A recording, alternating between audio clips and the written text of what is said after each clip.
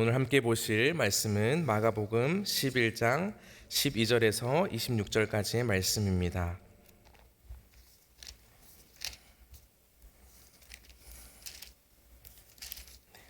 신약성경 마가복음 11장 12절에서 26절까지의 말씀입니다. 이튿날 그들이 베다니에서 나왔을 때에 예수께서 시장하신지라. 멀리서 잎사귀가 있는 한 무화과 나무를 보시고 혹 그 나무에 무엇이 있을까 하여 가셨더니 가서 보신즉 잎사귀 외에 아무것도 없더라. 이는 무화과의 때가 아님이라. 예수께서 나무에게 말씀하여 이르시되 이제부터 영원토록 사람이 내게서 열매를 따먹지 못하리라 하시니 제자들이 이를 듣더라. 그들이 예루살렘에 들어가니라.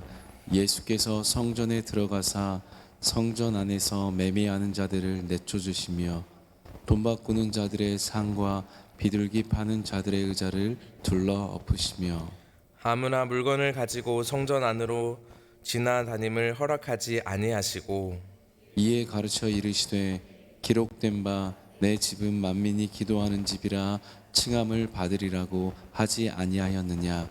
너희는 강도의 소굴을 만들었도다 하시매 대제사장들과 서기관들이 듣고 예수를 어떻게 죽일까 하고 꾀하니 이는 무리가 다 그의 교훈을 놀랍게 여김으로 그를 두려워함일러라. 그리고 날이 저물매 그들이 성 밖으로 나가더라. 그들이 아침에 지나갈 때에 무화과 나무가 뿌리째 마른 것을 보고 베드로가 생각이 나서 여짜오되 라삐여 보소서 저주하신 무화과 나무가 말랐나이다. 예수께서 그들에게 대답하여 이르시되 하나님을 믿으라.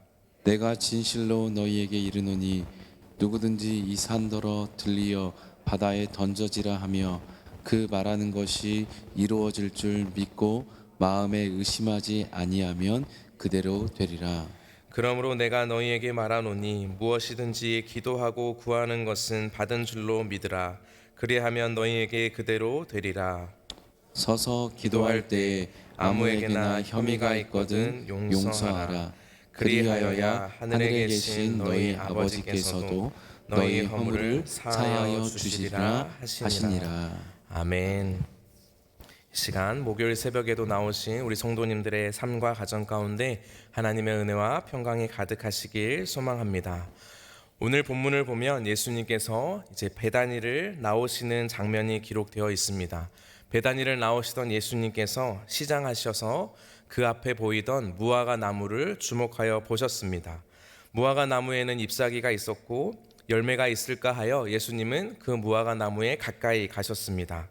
그런데 무화과 나무에 열매가 없었고 그때 예수님께서 무화과 나무에 열매가 없음을 보시고 이 무화과 나무를 저주하는 것이 기록되어 있습니다. 우리 14절 말씀을 같이 한번 읽겠습니다. 예수께서 나무에게 말씀하여 이르시되 이제부터 영원토록 사람이 내게서 열매를 따먹지 못하리라 하시니 제자들이 이를 듣더라. 아멘. 예수님께서는 무화과 나무에 열매 없음을 보시고 그 무화과 나무는 유실수였지만 앞으로는 이제 평생 열매를 맺을 수 없는 뿌리까지 메마른 예수님의 말씀이 이루어지는 것을 볼 수 있습니다. 우리는 이 마가복음에서 무화과 나무가 마른 사건에 마가복음의 기자는 이렇게 13절에서 이렇게 단서를 달고 있는데 13절 뒷부분에 보시면 가서 보신즉 잎사귀 외에 아무것도 없더라. 이는 무화과의 때가 아님이라 라고 말씀하고 있습니다. 우리는 이 말씀을 통해서 예수님께서 배가 고프셨고 무화과 나무의 열매를 먹으려고 했는데 먹을 수 없었고 그런데 그때는 무화과의 때가 아니었다라는 말씀을 보면서 예수님의 행동이 다소 의아해 보일 수 있습니다. 늘 사람을 살리고 회복시키는 그 예수님의 사역 가운데 이 무화과 나무는 열매가 없어서 저주를 받아서 앞으로 더 이상 열매를 맺을 수 없는 나무가 되었기 때문입니다. 그래서 우리는 이 말씀을 이해하기 위해서는 당시 또 팔레스타인에서 있었던 문화를 조금 이해해야 되는데 당시 3월과 4월에는 무화과의 열매가 있었습니다. 그런데 예수님께서 가신 시기에 잎이 무성하다는 것은 이례적인 일이기도 하지만 또 그 잎사귀가 있다는 것은 열매를 기대할 수 있었다는 것도 의미하고 있습니다. 그런데 우리가 앞에서 본 것처럼 그 열매가 없었고 무화과 나무는 예수님의 저주를 받아 앞으로 평생 열매를 맺지 못하는 결과를 맞이하게 되었습니다. 우리는 이 무화과 나무를 제대로 이해하기 위해서는 오늘 우리가 함께 읽은 이 본문 가운데 성전을 청결하시고 정화하신 그 사건과 함께 이해할 때 바로 이 무화과 사건을 제대로 이해할 수 있습니다. 다시 말해서 이 무화과 나무가 열매가 없을 그 저주를 받아서 이제 앞으로 더 이상 열매를 맺지 못하게 되는 것은 상징적인 것이며, 그 상징적인 것을 통해서 예수님께서 이 성전 청결과 함께 말씀하시고자 하는 내용이 있다는 것을 우리는 이해해야 됩니다. 그래서 오늘 말씀을 구조를 먼저 살펴보면 이 무화과 나무 사건이 기록이 되고, 그다음 성전을 청결하시는 사건이 기록되고, 다시 그 무화과 나무가 뿌리째 마르게 되었다는 결론에 이르게 됩니다. 그래서 이 무화과 나무 사건, 성전 사건, 다시 무화과 나무 사건이 등장하는 것을 통해서 우리는 이것을 샌드위치 구조라고 부를 수 있습니다. 마치 빵을 위와 아래에 놓고 그 가운데 내용물을 넣어서 샌드위치를 만드는 것 같이 그 내용이 핵심이고 그 가운데 있는 것이 중요한 것이라는 것을 우리는 볼 수 있습니다. 그렇다면 이 무화과 나무와 성전이 어떤 것이 유사하고 어떤 것이 연결이 되는지를 우리가 살펴보아야 하는데, 앞에서 말씀드린 대로 이 무화과 나무에는 잎사귀가 살아 있어서 그 나무가 무엇인가 기대할 수 있는 것처럼 보인다는 것입니다. 당시 성전에도 명절이 되면 사람들이 모였고 많은 사람들이 하나님께 제사를 드렸습니다. 그러나 무화과 나무가 열매를 맺지 못한 것처럼 성전도 겉으로는 살아있는 것처럼 보였지만 안에는 열매가 없고 죽은 모습이었습니다. 그래서 이 무화과 나무 이야기 사이에 바로 성전 청결 사건이 기록된 것입니다. 그래서 이 무화과 나무가 메시아로 오신 예수님의 오심을 준비하지 못한 것처럼 성전 역시도 이 메시아로 오신 예수님을 알아보지 못한 모습을 마가복음에서는 이렇게 강조하고 있는 것입니다.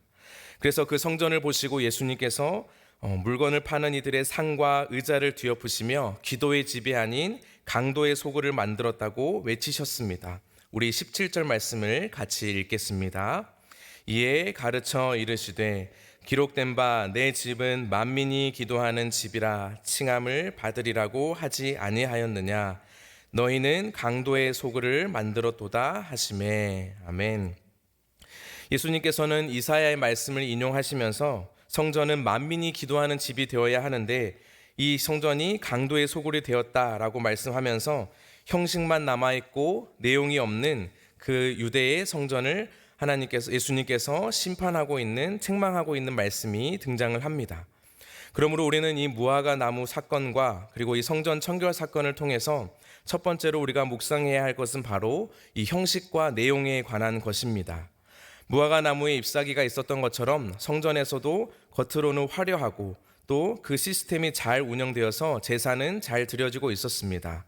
그러나 열매가 없는 무화과 나무처럼 성전 내부에는 썩은 열매로 가득했기에 예수님은 그 성전을 청결하게 하시고 정화하는 사건을 우리가 마주하게 되었습니다.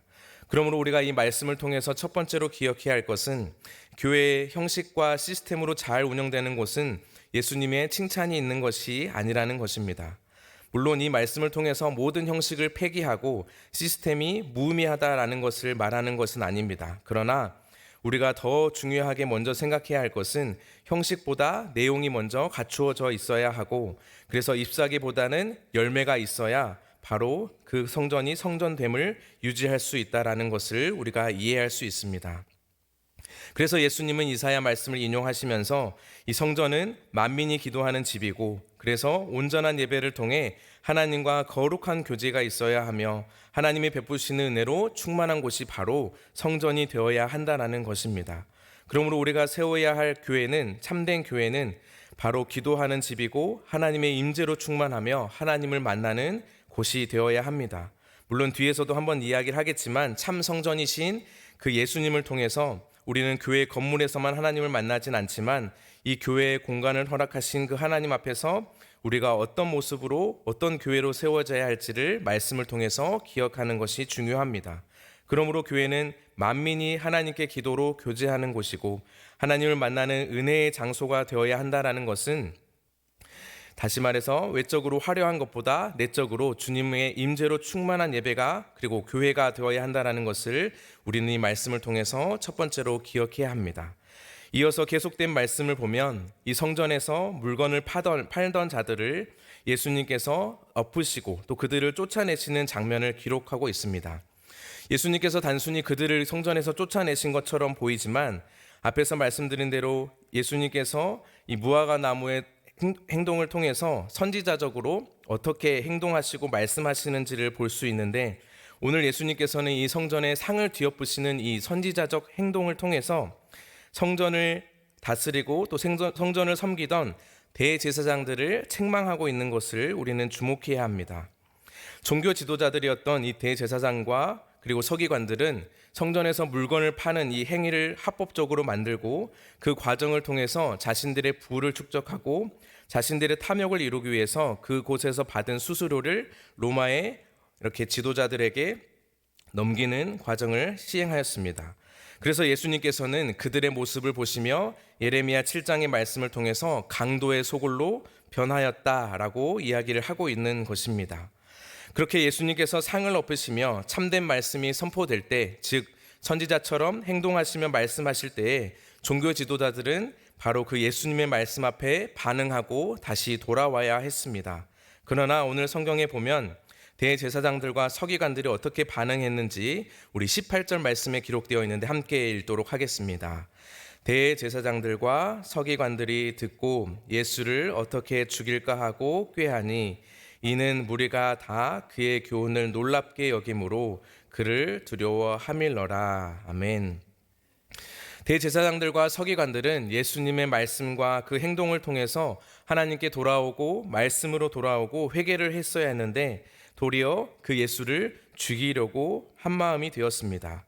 그래서 자신들의 종교적 권위와 이 기득권을 무너뜨리려고 하는 예수를 죽이기에 이 사람들이 모의를 하게 되었습니다.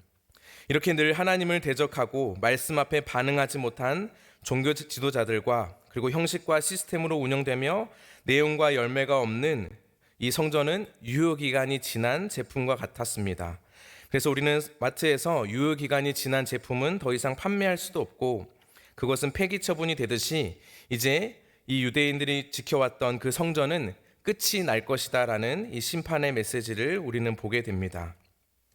종교 지도자들은 이 사건을 통해서 자신들의 자리와 권력을 위협하는 그 예수를 죽이기 위해 힘을 모았고 끝내 우리는 이 말씀 끝에 보면 이들을 통해서 결국 예수님께서는 그 십자가의 자리로 나아갈 수밖에 없다는 것을 보았습니다.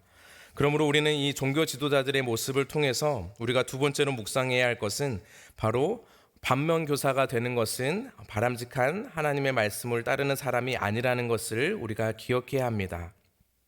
성경에 보면 참 많은 사람들이 기록이 되어 있고 그 인물들을 통해서 하나님께서 말씀하시는 것들이 있습니다.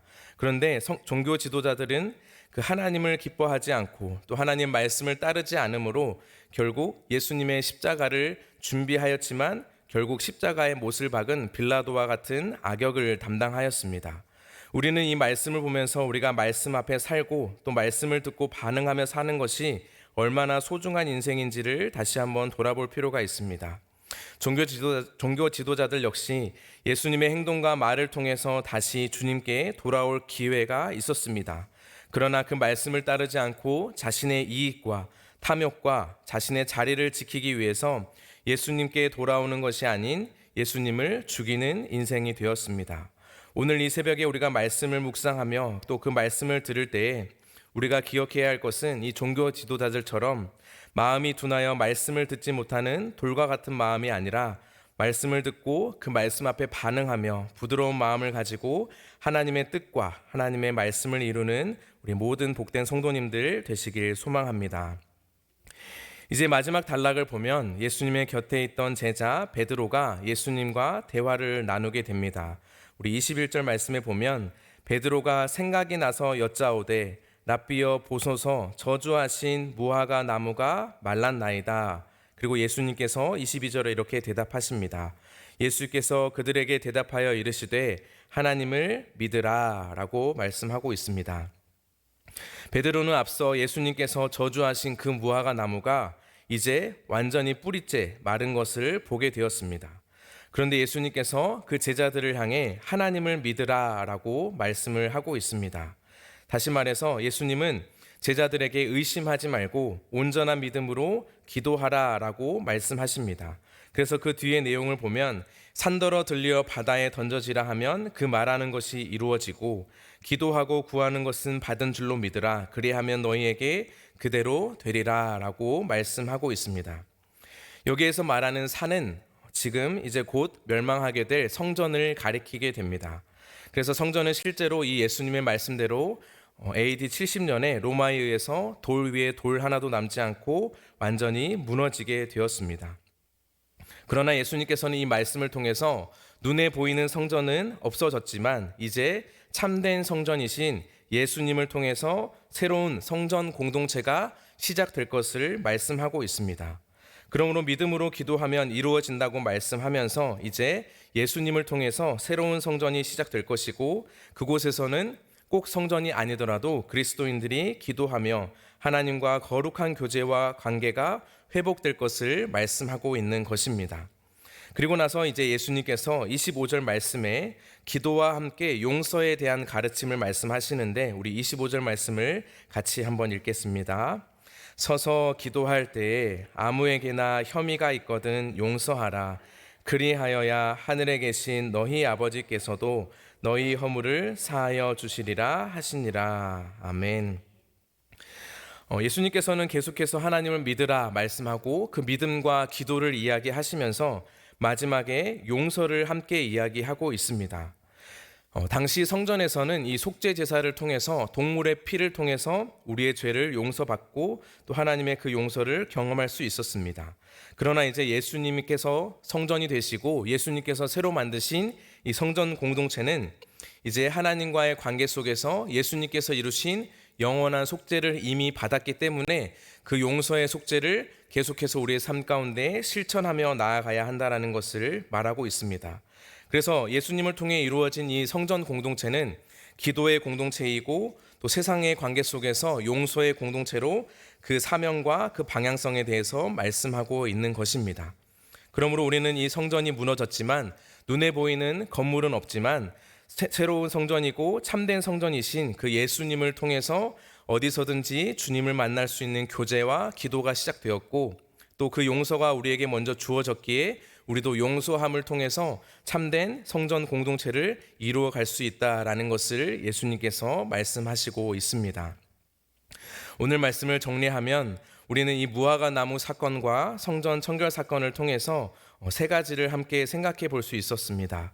먼저 무화과 나무에 잎사귀는 있었지만 열매가 없었던 것처럼 성전은 겉으로는 화려하고 제사는 있었지만 참된 하나님과의 교제가 없는 것을 바로 열매가 없다라는 것을 이 상징적인 행동을 통해서 우리는 보게 되었습니다.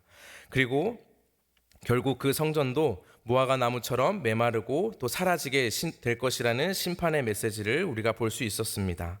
그러므로 우리는 참된 성전이신 예수님을 통해서 이루어질 그리고 새롭게 완성될 그 성전 공동체가 형성될 것인데 그 성전 공동체에서는 앞에서 말씀드린 대로 기도와 용서로 하나님의 뜻을 이루게 된다라는 것을 우리는 기억해야 합니다.